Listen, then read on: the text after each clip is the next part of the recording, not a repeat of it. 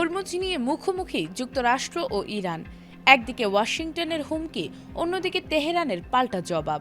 হামলা পাল্টা হামলায় যখন যে কোনো মুহূর্তে পরিস্থিতি আরও ভয়াবহ হয়ে ওঠার আশঙ্কা, ঠিক তখনই দৃশ্যপটে আসে ওমান।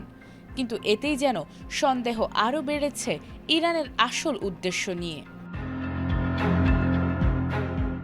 হরমুজ প্রণালী নিয়ে যুক্তরাষ্ট্র ইরানের উত্তেজনা যেন ক্রমেই নতুন মোড় নিচ্ছে। কয়েকদিন ধরে চলছে হুমকি পাল্টা হুমকি, আর সঙ্গে যোগ হয়েছে হামলা ও পাল্টা হামলার উত্তাপ। আর এই সংঘাতের কেন্দ্রে বারবারই উঠে আসছে হরমুজ প্রণালীর নাম, কারণ মধ্যপ্রাচ্যের অন্যতম গুরুত্বপূর্ণ এই নৌপথ নিয়ন্ত্রণে যার প্রভাব থাকবে আঞ্চলিক বাণিজ্য ও জ্বালানি পরিবহনে, তার প্রভাবও থাকবে বিশাল। এমন পরিস্থিতিতেই যুক্তরাষ্ট্রকে পাশ কাটিয়ে ওমানের সঙ্গে বড় ধরনের সমঝোতায় গেল ইরান।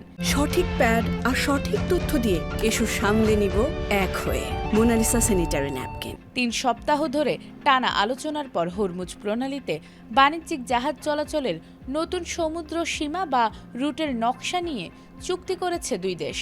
শনিবার ইরানি সংবাদ মাধ্যম দেফা প্রেসকে দেয়া সাক্ষাৎকারে বিষয়টি নিশ্চিত করেন ইরানের পররাষ্ট্র মন্ত্রণালয়ের মুখপাত্র ইসমাইল বাঘেই।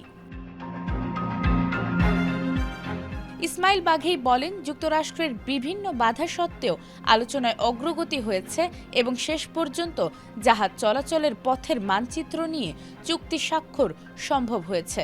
তবে সবচেয়ে বড় চমক অন্য জায়গায়। চুক্তির ঘোষণা আসার মাত্র একদিন আগে হরমুজ নিয়ে বিস্ফোরক মন্তব্য করেন ট্রাম্প। নিউ ইয়র্কের গার্ডেন সিটিতে এক অনুষ্ঠানে তিনি দাবি করেন, যুদ্ধে ইরানকে শোচনীয়ভাবে পরাজিত করার পর হরমুজ প্রণালীকে মার্কিন ভূখণ্ড হিসেবে ঘোষণা করবেন।